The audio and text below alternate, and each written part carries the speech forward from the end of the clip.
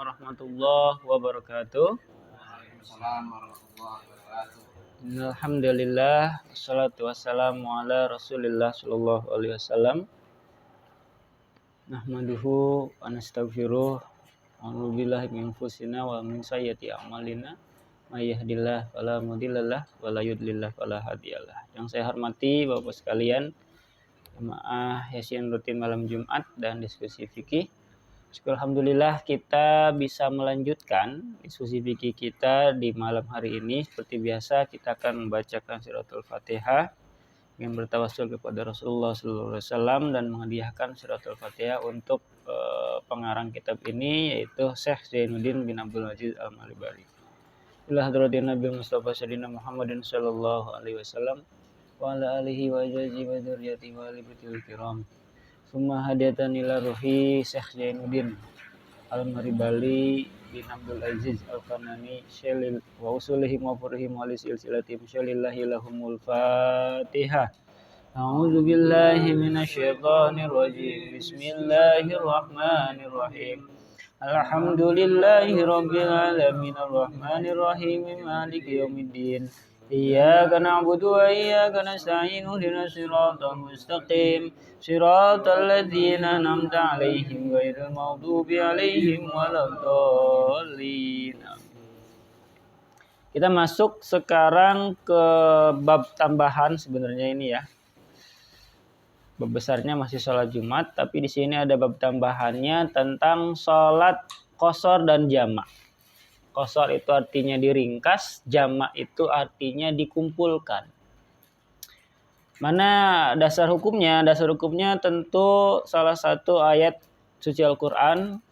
Di Quran surah An-Nisa ayat 111 Allah berfirman, A'udzubillahi minasyaitonirrajim, bismillahirrahmanirrahim. Idza darabtum fil ardi falaisa 'alaikum junahun an taqsuru minas shalah. Yang artinya apabila kamu bepergian di muka bumi, termasuk di lautan, kamu diperbolehkan mengqashar salatmu. An-Nisa ayat 110.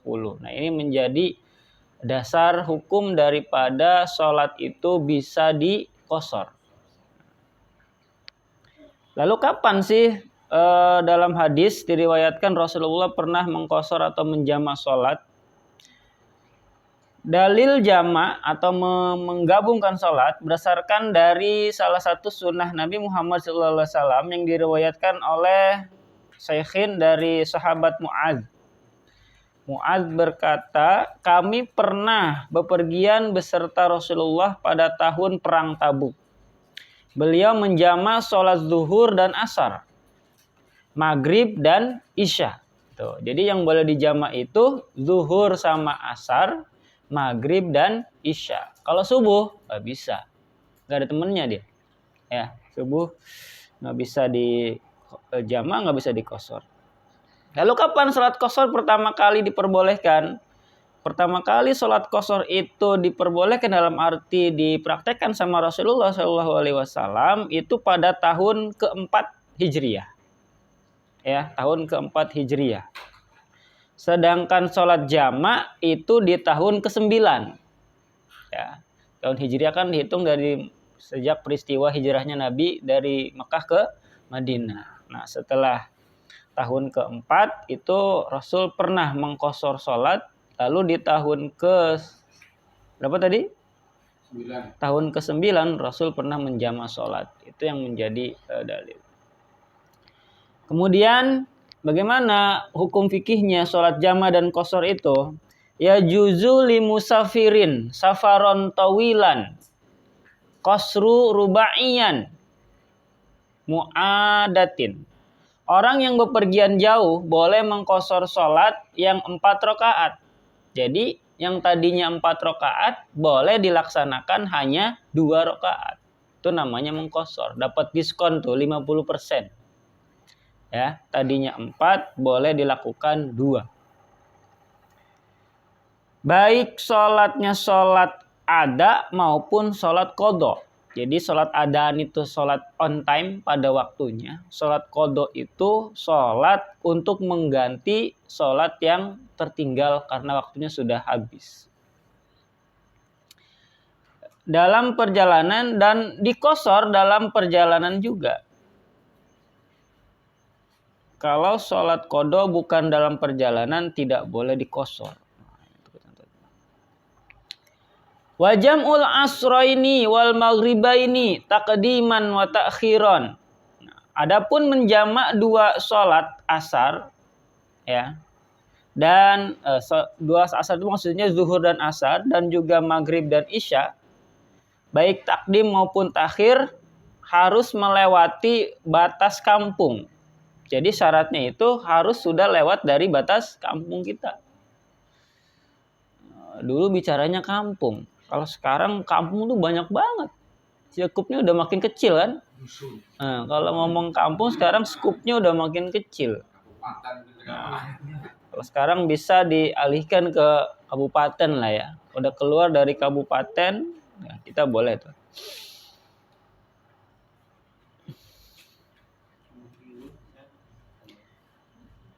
Jadi jamak itu tadi tuh bisa takdim, bisa takhir. Kalau takdim itu berarti yang waktu belakangan ditarik ke depan. Kalau takhir yang waktu depan diundur ke akhir. Ya, itu. Prakteknya jadi ada dua tuh, ada jamak takdim, ada jamak takhir. Walaupun nanti ada juga jamak qashar. Wah, itu double-double tuh rukhsahnya, keringanannya. Jadi sholat qashar dan jamak ini salah satu bentuk rukhsah atau keringanan dalam bentuk syariat Islam. Ya. Karena sholat itu tetap harus dilaksanakan sekalipun kita dalam misalkan perjalanan maupun sakit. Tapi ulama sepakat ada keringanan. Berdasarkan dalil tadi bahwa sholatnya boleh dijamak, boleh diqashar tadi. Sebagai bentuk keringanan supaya perjalanannya tetap berjalan lancar dan sebagainya. Bi firaqi surin khosin bi baladi safarin. Walaupun wa inihtawa ala kharrabin wa mazari'a. Batas. Jadi harus lewat batas kampung. Balad di sini ada yang ngertiin kampung, ada yang ngertiin negara dan seterusnya. Di awal perjalanannya walaupun meliputi reruntuhan perkampungan tersebut dan tempat-tempat alas tanaman, tempat-tempat hutan ya. Itu boleh tuh. Jadi intinya kalau udah lewat kabupaten lah kalau sekarang ya, itu baru kita boleh sholat jamaah. Walau jamaah qaryata ini pembatas itu meliputi dua tempat ya, dua kampung di sini istilahnya. Fala yushtaratu, tidak disyaratkan melewatinya. Mujawazatuhu balikullin hukmuhu fayun babunyanin. Sekalipun kedua kampung itu mempunyai hukum status masing-masing. Wa in takhallatuhu qurrabun aw nahrun aw madun. Dan lalu melewati bangunan-bangunan gedung-gedung walaupun terserang oleh gedung-gedung yang roboh, sungai maupun. Jadi simpelnya kita boleh sholat jamaah dan qashar itu kalau sudah lewat dari istilahnya kampung di sini lewatnya, kecamatan atau kabupaten gitu ya. Misalkan kita dari Tiga Raksa ya, udah nyebrang ke Tangsel, udah nyebrang ke berarti di Podomoro juga udah Bogor itu udah lewat. Ini kok Bogor ini jalan kaki. Udah lewat tuh. Nanti di depan ada tuh jaraknya berapa sih minimal, berapa kilo ya. Ya, jarak boleh jarak total perjalanannya. Mungkin di kampung Arab kali, Pak. Nah, di sana kan kampung lega-lega kan? Luas di sana. Kampung Ambon nih. Wala yustaratu mujawazatu bisatina wa in huwitat wa tasalat bil balad wal qaryataini. Tidak disyaratkan harus melewati kebun walaupun kebun tersebut dipagar dan bersambung dengan kampungnya. Wa in huwitat was salawat bil baladi qaryataini ini tasalla urfan ka qaryatin wa in takhal lafata. Jika kedua kampung itu bersambung menurut adat maka dianggap satu kampung walaupun namanya berbeda. Adapun dua kampung itu terpisah, walaupun pemisahnya tidak seberapa. Maka cukup. Jadi kalau nama kampungnya udah beda, udah boleh tuh kita mulai menjamah sholat. Walau yasiron kafa mujawazatuhu qaryatil musafir, maka cukup hanya dengan melewati kampung tempat tinggal orang yang bepergian itu. La li musafirin lam yablug safaruhu masiratan yaumin wa lailatin bi yasril asqal. Seseorang yang bepergian tidak boleh mengqasar dan menjamah sholat apabila satu, jarak perjalanannya tidak mencapai sehari semalam dengan membawa barang-barang yang berat. Tapi kalau mudik tuh kan rata-rata jauh tuh sehari semalam. Oke. Ma'anuzulil mu'tadi linahwis tirahah wa akli wa sholatin wala bi'abikin wa musafirin alaihi. Serta ada kesempatan untuk beristirahat, makan, salat dan sebagainya. Jadi di sini keterangan pertama, orang itu nggak dapat keringanan atau rukhsah tadi kalau perjalanannya nggak nyampe sehari semalam. Ingat, kitab ini dibuat sebelum teknologi transportasi secanggih sekarang. Banyakan kan paling cepat apa zaman dulu? Paling pakai kuda atau pakai unta gitu kan. Nah, lalu di sini berapa perjalanan minimalnya? Di sini ada 2 marhalah. 2 marhalah itu sama dengan 16 farsah dikali 3 mil. 3 mil dikali 1,5 kilometer sama dengan 76,8 kilo. 76,8 kilo. Ya. Jakarta Bandung lah. Jakarta Bandung lewat tol aja kan udah 100 lebih tuh kan. Nah, boleh lah itu.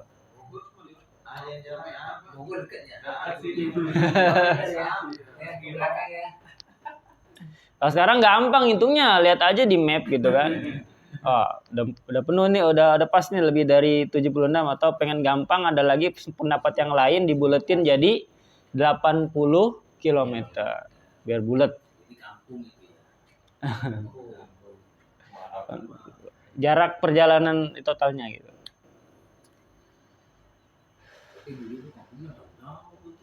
Dulu jarang masih ada. Kampung Gedepel, kampung Cilamir. Besar, kampung besar. Jadi kalau ada kesempatan buat istirahat, buat makan, buat sholat dan sebagainya dalam perjalanan tadi, sebaiknya di situ apalagi tadi jaraknya kurang dari 76 kilo tadi, ya kita sholat seperti biasa. Tapi kalau udah lewat boleh. Terus siapa lagi golongan yang nggak dapat keringanan atau rukhsah mengqashar dan menjamah sholat? Yang kedua di sini dijelaskan apa nih? Wala li abikin. Yang kedua itu nggak boleh diqashar dan dijamah sholatnya buat orang yang kabur melarikan diri. Contohnya istri yang meninggalkan suaminya tanpa izin dan sebagainya. Itu nggak boleh tuh, dia nggak dapat rukhsah. Artinya sholatnya harus normal seperti biasa, 4/4, nah seterusnya.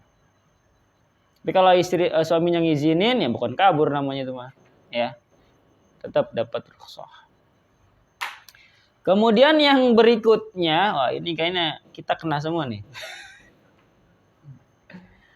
Wa musafirin alaihi dainun halun. Orang yang punya utang serta mampu membayarnya pada waktu yang telah ditentukan tanpa izin dari yang menghutangkannya. Gimana tuh? Dia punya hutang. Berarti niat buat nggak bayar hutang. Nah, makanya dia lari gitu. Abu. Nah, itu orang-orang seperti itu tidak bisa dapat rukhsah. Di sini namanya apa?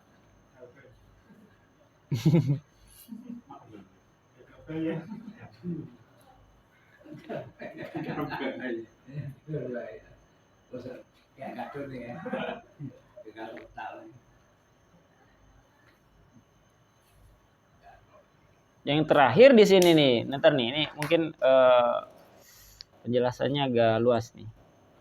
Wala liman safaro limujarodin ru'yatil bilad alal asah. Berlibur ya ke negeri lain menurut kaul yang asah, kaul yang benar. Oh, orang liburan nggak dapat dong rukhsah. Liburannya tadi itu ke tempat-tempat tujuannya untuk maksiat. Nah, kalau untuk ziarah, untuk healing itu pasti.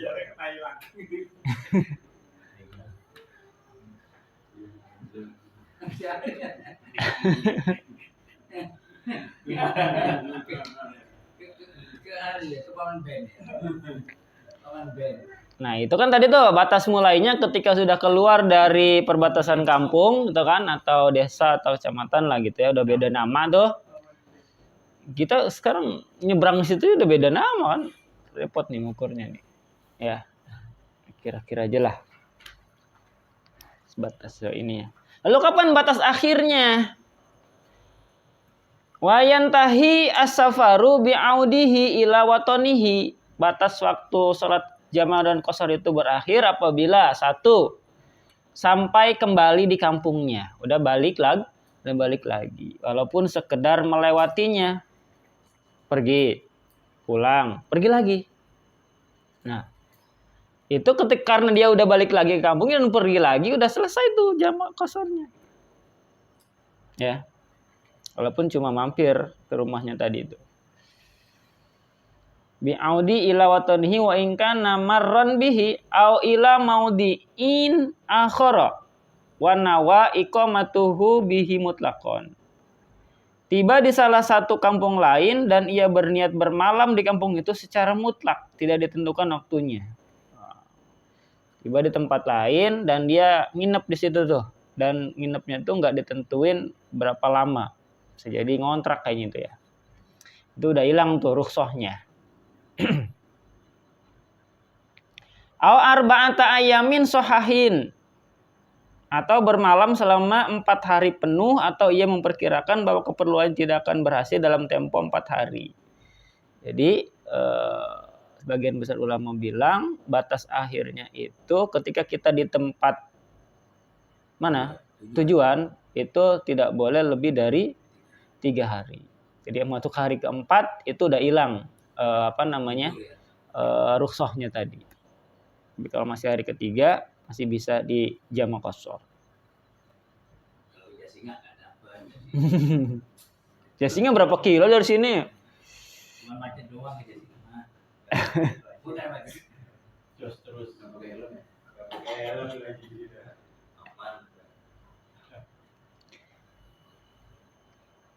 Anna irba'u la yantaqdi fiha summa in kana yarju husulahu kulla waqtin qasara samaniyata asyara yauman.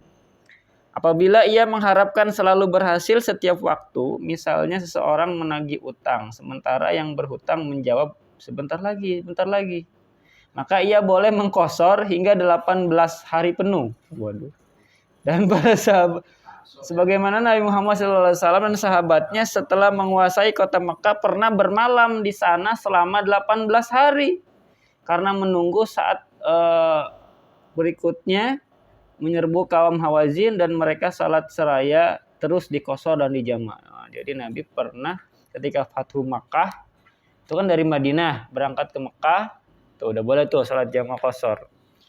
Batasnya kan 4 hari. Tapi karena ada target lain nih, ya, masih nginep terus di situ, belum selesai urusannya, nambah jadi 18 hari. Tuh. Jadi kalau keperluannya belum selesai masih ada batas akhirnya sampai 18 hari. Lalu gimana syarat-syaratnya? Yang syarat tadi udah dipenuhi, jaraknya sekian kilo, kemudian tujuan bepergiannya bukan untuk maksiat, tapi untuk hal-hal yang diperbolehkan, mungkin juga yang disunahkan, apalagi yang wajib kayak haji dan umroh gitu kan. Itu sangat boleh. Wa syurita li qasri niyatuhu qasrin fi taharrum. Bagi yang mengqasar salat disyaratkan ada beberapa hal. Yang pertama berniat qasar ketika takbiratul ihram. Jadi niatnya beda kayak kita niat sholat biasa yang lengkap itu.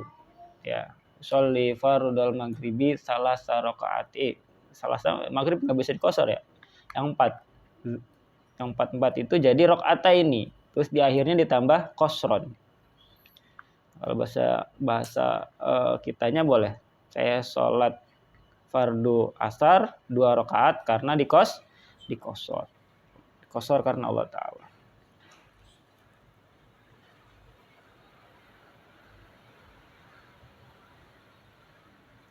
Lalu menurut mazhab Syafi'i di sini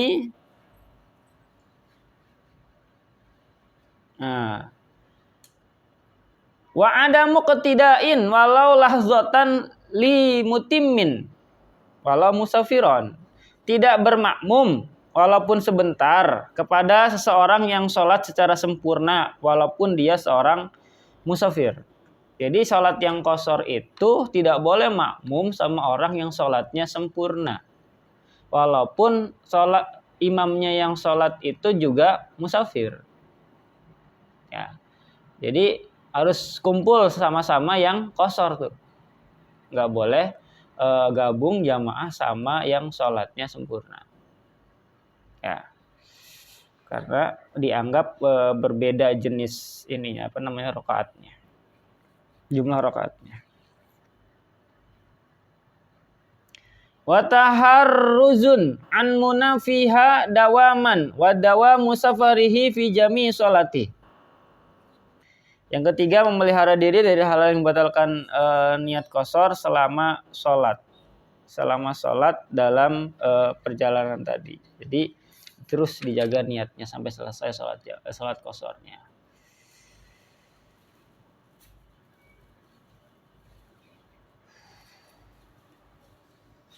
Lalu salat jamaah gimana syaratnya? Wali jam'i takdimin niyatu jam'in fil ula walau ma'a tahallul minha wa tartibun. Syarat jama' takdim sebagai berikut. 1. Niat salat jama' pada saat pertama ya, walaupun bersamaan dengan salam. Maksudnya ketika kita niat sholat pertama itu ya sholatnya dijama dengan sholat berikutnya. Gimana kalau lupa misalkan niat jamaknya? Ya boleh ketika kita sebelum salam. Ya di hati kita niatkan untuk jama sholat berikutnya. Kemudian watartibu wawilaun. Tertib antara sholat pertama dan sholat kedua. Artinya tidak ada jeda. Ya, tidak ada wiridan dulu. Jadi begitu assalamualaikum langsung sholat berikutnya. Nggak ada pemisah. Fala yadurru faslun yasirun bi angka naduna qadri raqataini. Terus menerus menurut adat dibolehkan terhalang sesaat asal kurang dari seukuran salat 2 rakaat.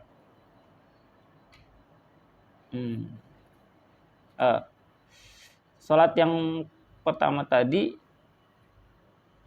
rukun yang kedua tadi itu tuh syaratnya yang kedua tadi itu tertib itu maksudnya gini, antara maghrib sama isya berarti salatnya maghrib dulu baru isya. Zuhur sama asar. Zuhur dulu sama asar. Kalau jamak takhir gimana? Ini yang kadang luput nih dari orang-orang nih. Wali takhiri niyatu jam'in fi waqtil ula ma baqiya qadra raqatin. Niat menjama pada waktu pertama sampai batas waktu sisa ukuran 1 rakaat. Jadi ketika kita mau jamak takhir itu ketika masuk sholat yang pertama azan kan, Allahu Akbar itu harus ada dalam hati itu Ya Allah, saya mau jamak takhir aja nanti di sholat berikutnya.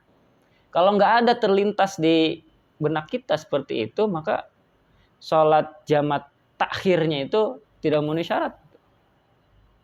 Ya, jadi minimal ada tuh. Iya, niatkan kita sholat zuhurnya misalkan ditarik ke asar. Walaupun misalkan lupa tuh belum niat gitu kan, belum niat maksudnya tadi tuh meniatkan tadi itu boleh di akhir-akhir waktu sholat yang pertama tadi, walaupun di sini istilahnya sampai batas waktu sisa seukuran 1 rakaat. Misal tadi sholat zuhur kan jam 12, kita taruh rata-ratanya aja ya, jam 12. Sholat asar misalkan jam 3 atau 3/4. Itu kita baru ingat mau menjamak takhir itu misalkan di tadi tuh di jam 3 kurang misal, itu nggak apa-apa ya, selama belum keluar dari waktu zuhur. Yang kedua, syarat jamak takdim juga wa baqa'u safarin ila akhiri hisaniyah, masih dalam perjalanan sampai akhir sholat kedua. Maksudnya nggak bisa kita jamak takhir kalau sudah sampai tujuan. Ya, hati-hati. Lalu selain musafir, apalagi yang membolehkan kita menjamak dan qashar salat? Ya juzu jam'u bil marodi. Diperbolehkan mengerjakan salat jamak karena sakit. Sakit kan, apalagi yang susah ke tempat wudu segala macam, itu badan yang ringkih segala macam, boleh salatnya dijamak. Biar dia istirahatnya lebih banyak. Ya, gitu. Ini salah satu bentuk keringanan dalam Islam. Takdiman wa takhiran, baik jamak takdim maupun jamak takhir. Alal mukhtar, menurut kaul yang terpilih. Nabi Muhammad juga sallallahu alaihi wasallam pernah menjamak sholat tanpa dipengaruhi rasa takut dan hujan. Yang kedua, wa yura'il arfaqa fa in kana yazdadu maraduhu. Orang yang sakit harus menjaga waktu yang ringan baginya untuk mengerjakan sholat. Orang yang sakit harus menjaga waktu yang ringan baginya untuk apabila penyakitnya selalu bertambah, misalnya terasa bertambah panas, maka waktu sholat kedua, maka jamak takdimkan sholat yang kedua itu dengan syarat jamak takdim. Atau pada waktu sholat pertama dia merasa sakit, maka jamak takhirkan sholatnya dengan niat jamak pada waktu sholat pertama. Ini misalnya nih kebiasaannya, ini kambuh nih penyakit kalau nanti pas waktu asar, gitu kan? Prediksi dia tuh, kira-kira dia. Ya udah berarti sholatnya jamak takdim aja, biar nanti pas waktu penyakitnya itu kambuh atau panasnya makin tinggi, demamnya, dia istirahat gitu. Atau dia punya kebiasaan selama sakit itu, sakitnya di jam-jam waktu sholat pertama. Nah itu boleh di jamak takhirkan sholat kedua. Fleksibel ya. Khawatirnya kita akhir-akhirin lewat lagi. Pak, saya nanya dulu Pak. Ya monggo. Yang sering saya alami itu kan kalau pas mudik, itu kan naik kereta Pak. Ya. Naik kereta saya jarang banget wudu pakai air. Kondisinya kan kadang-kadang di jamak tuh. Kalau disebutkan tadi kan antara yang misalnya zuhur sama asar gitu ya, jadi satu. Berarti kan kalau tayamum kita kan nggak bisa langsung Pak, bisa harus tayamum lagi. Nah itu gimana itu? Tayamum lagi. Tapi kan ada jarak setelah sholat jamak zuhur nih, terus mau yang asar itu kan kita mesti tayamum lagi. Nah itu gimana itu? karena jedanya itu jadi syarat, nggak jadi masalah tayamum lagi. Apa-apa maksudnya yang tidak diperbolehkan tadi itu pekerjaan-pekerjaan lain di luar syarat daripada sholat itu. Kalau tayamum kan kita udah jelas hanya untuk satu kali sholat kan. Maka ketika kita pakai tayamum buat 2 kali sholat, otomatis sholat yang kedua itu nggak suci. Nah, maka boleh diselang tayamum. Seberapa lama sih tayamum? Nah, tadi kan jedanya itu jaraknya tidak boleh lebih dari perkiraan 2 rakaat sholat. Tayamum kan sebentar, paling wajah sama tangan kan nggak lebih dari 2 rakaat sholat jedanya. Apa-apa. Cepat. Ya tayamum lagi aja biar lebih afsah. Atau mungkin ada kaul yang lain yang memperbolehkan. Mungkin ada referensi lain, monggo gitu. Ada lagi? Nah, kalau berbicara jarak sementara kalau menghindari macet misalnya. Boleh nggak itu dijawab? Menghindari karena macet. Jadi salat jamannya karena macet. Iya. Iya, dari kalau maghrib isya sih waktunya jauh ya. Tapi kalau duhur ke asar misalnya kan. Di duhur kita asar nih kayaknya nih macet di depannya ya. Iya, kan namanya pulang kampung mereka kan tahu sendiri lah, kejebak begitu tuh. Kau berangkatnya dari sebelum duhur apa pas sudah masuk waktu duhur? Iya, sebelum duhur kita berangkat ya. Nah, ini kan belum macet nih. Habis itu duhur kita berhenti kata-kata ya. Berhenti, tapi udah tahu nih, tapi ini udah ada informasi macet di jalan. Kayak seperti saya dulu tanya, memang tidak ada informasi itu. Yang berangkat di sini jam 6, mulai jam 7, mulai Selipi itu sampai Bandung itu jam 1, Pak. Satu malam. Jadi siang itu masih di Cawang, jam 1:30 itu. Coba itu nggak bergerak, Ustaz. Iya. Nggak bergerak. Jadi saya tuh akhirnya sholat di mobil malah. Sholat di mobil. Nah, ini juga saya belum pernah baca tuh referensinya karena macet. Selama ini kita tahunya jarak ya. Nah, zaman kan semakin maju. Dulu mungkin nggak ada istilah macet itu karena kendaraan sedikit segala macem gitu kan. Tapi semakin kesini masih masuk akal ketika macet itu dijadikan salah satu alat atau penyebab untuk melaksanakan sholat di jamaah dan qashar. Kalau berdasarkan itu sih boleh Pak Ji, maksudnya boleh jadi macet itu dijadikan alasan untuk kita menjama dan mengqashar sholat. Walaupun jaraknya mungkin secara jarak belum nyampe ya. Iya. Nah, tapi belum nyampe sekian kilo, tapi ternyata macet segala macem. Nah, itu kan di luar prediksi kita ya. Silahkan aja. Tapi kalau ada kesempatan jeda sambil nunggu macet kita sholat, misalkan di kendaraan atau pas macet ternyata di samping ada musola, ada masjid, alangkah bagusnya kita sholat dulu. Gitu. Tapi kalau kendaraan pribadi sih kayaknya mudah ya kita untuk kalau macet susah juga ya.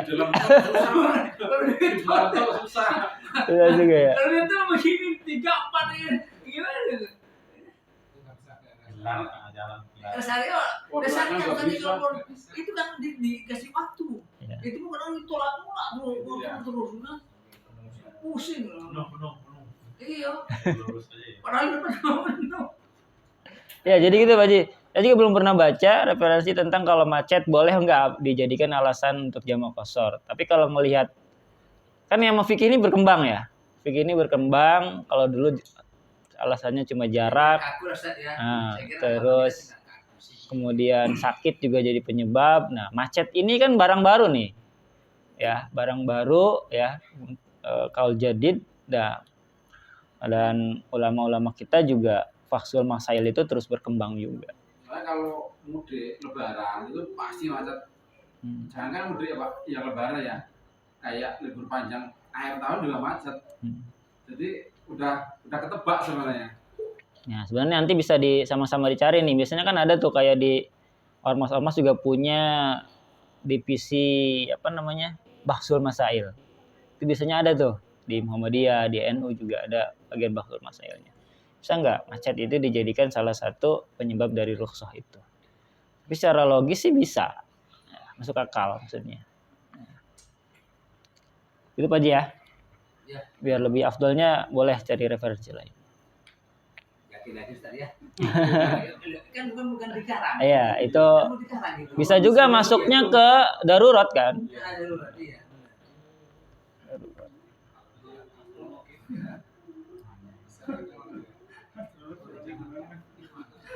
Kalau mulus itu Apa? habis sholat kalau mulus ditahan aja atau keluar aja. Biasanya di subuh itu. Tergantung, kalau kita kuat nahan kira-kira sampai salam ya tahan. Nggak apa-apa. Kalau udah takbir gitu kan. Tapi kalau datangnya mulas itu sebelum takbir ya buang dulu.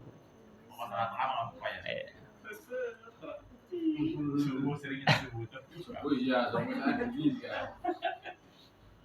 Gila, buang malah tinggalan.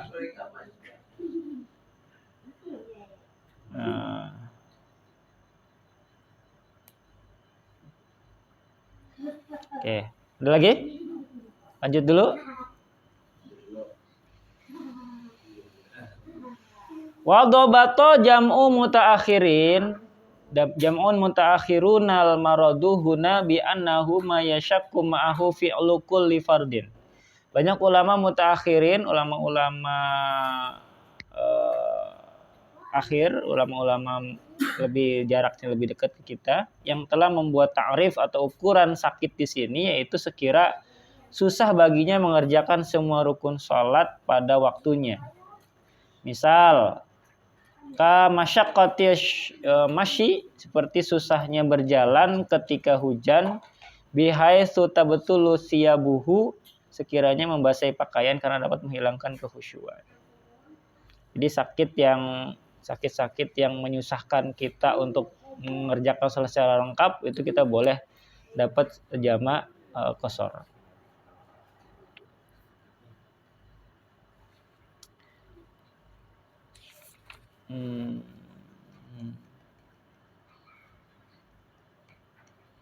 Nah, selesai salat itu. Pertemuan berikutnya kita membahas tentang sholat jenazah. Di sini ada satu khotimah, satu penutup. Qala Syekhuna fi Syarhil Minhaj, man ada ibadah mukhtalafan fi sihatiha. Barang siapa yang mengerjakan ibadah yang diperselisihkan ulama tentang sahnya tanpa bertaklid kepada yang berpendapat mengenai sesuatu yang hukum itu sah, maka lazimahu i'adatuhu li'anna iqdamuhu ala fi'li abasun. Maka ia wajib mengulang ibadahnya, karena sungguhnya mengerjakan ibadah seperti itu dianggap main-main, karena hatinya meragukan antara yang benar dan yang. Jadi kalau kita ibadah terus ragu nih, kita mau ikut pendapat yang mana, sedangkan selama ini kita nggak mengikuti mazhab tersebut misalkan, maka kata Syekhuna di sini harusnya diulang, karena hati kita ada keraguan tadi. Maka ilangin keraguannya, ya udah mantepin aja, insya Allah salatnya sah.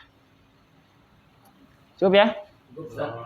Nah, untuk malam ini kita rasa cukup. Insyaallah minggu depan kita masuk ke bab yang baru tentang sholat jenazah.